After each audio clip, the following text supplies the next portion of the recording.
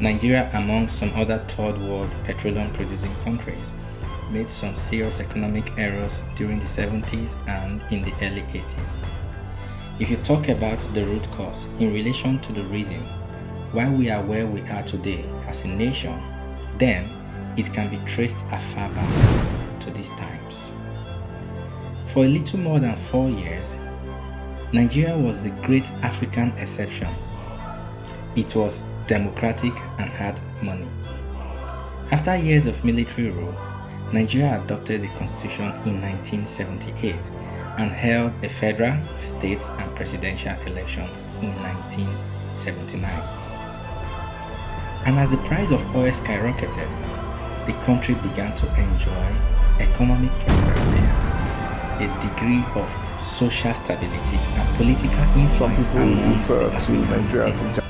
A land of plenty, a land with resources of good soil.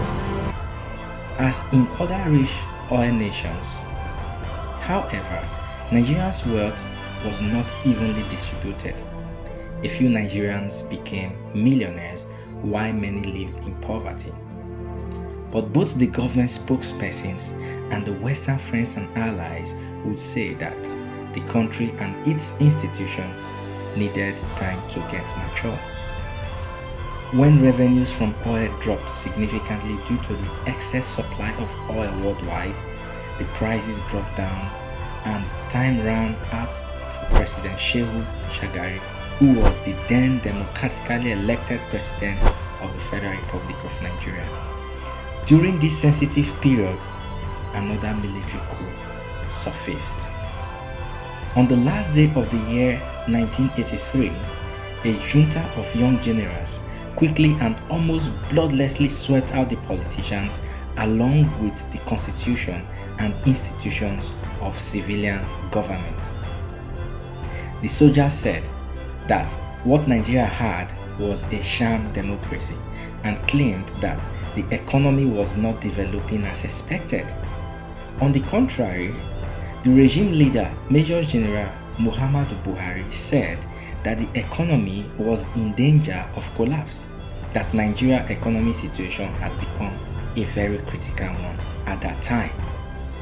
The Nigerian military coup of 1983, which took place on the 31st of December, was coordinated by key officers of the Nigerian military, and it led to the removal of the democratically elected government of President Shehu Shagari and the installation of Major General Muhammadu Buhari as the head of state.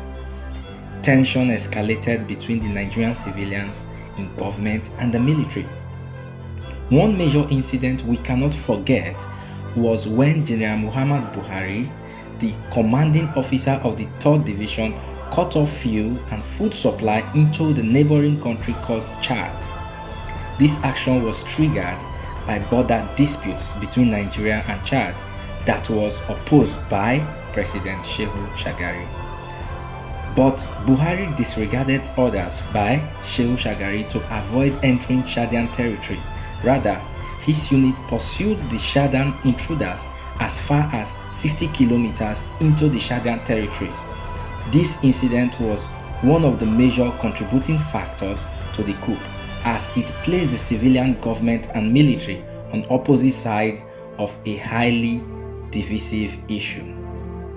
Some of the participants during the coup were persons like Major General Muhammad Buhari, who was then the General Officer commanding 3rd Armored Division in Jos; Moshood Kashimawo Abiola, business tycoon who financed the coup plot according to General Babangida; Major General Ibrahim Babangida, who was then the Director of Army Staff Duties and Plan; Brigadier Ibrahim Bako, Brigadier Commander; Brigadier Sani Abasha, who was then the Commander 9th Merchandise Brigade; Brigadier Tunde Idiagbon, who was then the Military Secretary to the Army; Lieutenant Colonel Aliyu Mohammed Gusau, who was then the Director of Military Intelligence, amongst others.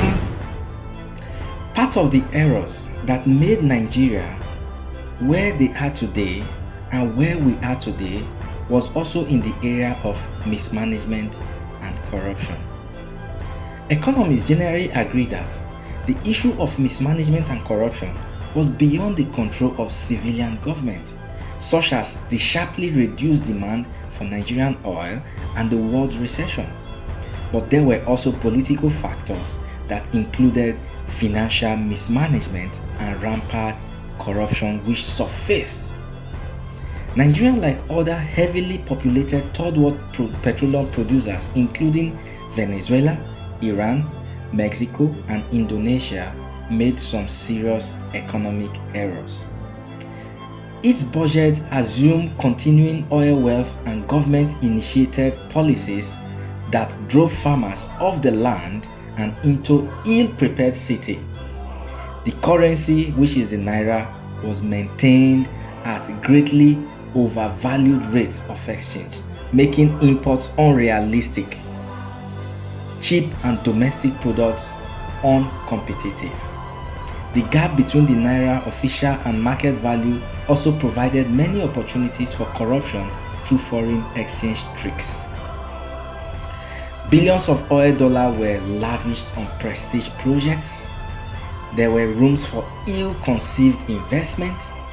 Billions more were distributed among tribes, states, and regions, with an eye to keeping key interest groups pacified rather than towards identifying investments likely to turn a profit and provide employment.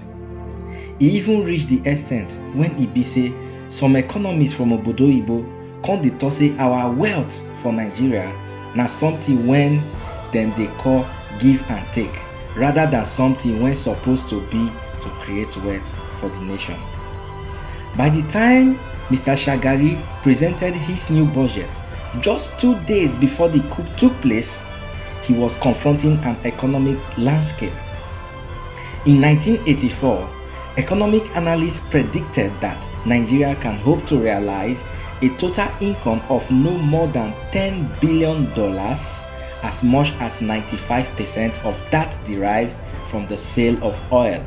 However, debt servicing on past loan is to absorb more than 5.5 billion US dollar of that, while a host of services are expected to consume $2 billion more. That leaves only about $2.5 billion for imported products.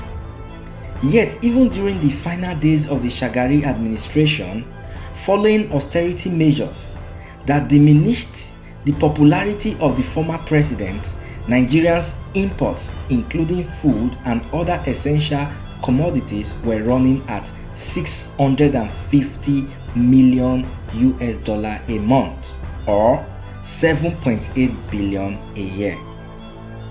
There is no painless way for Nigerians to make end meet. Mr. Shagari was presenting the Organization of Petroleum Exporting Country OPEC to increase the amount of oil it could produce, currently set as at that time at 1.3 million barrels a day.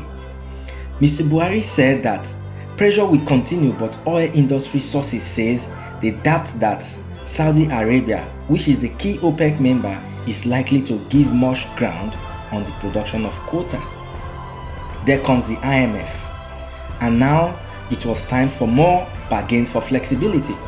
Mr. Shagari had hoped to arrange a rescheduling of Nigerians' debt, including a $2 billion loan from the International Monetary Fund (IMF) and a $300 million structural adjustment loan from the World Bank. Mr. Buhari said he will continue those negotiations, but later appealed to the IMF to show flexibility on the tough condition it normally insists to be implemented as part of a package.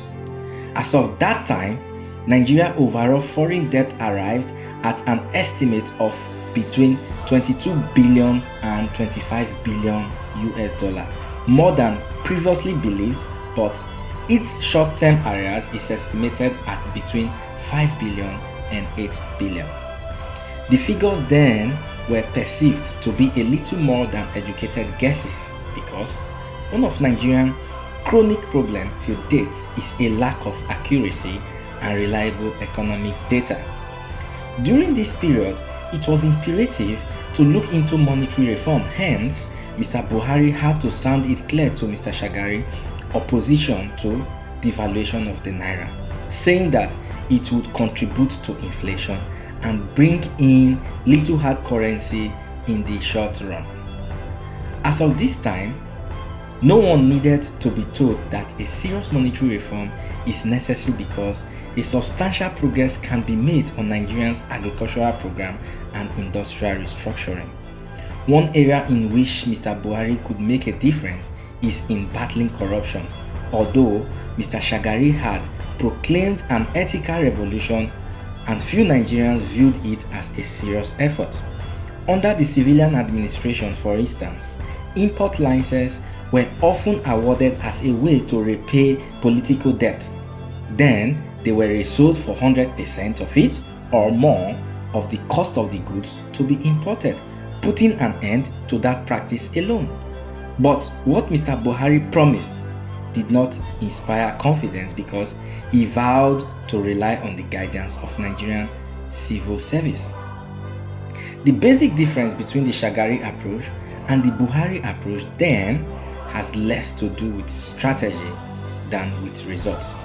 Mr. Buhari insinuated that not that the former president did not know what to do, but rather that he did not have the ability to get it done.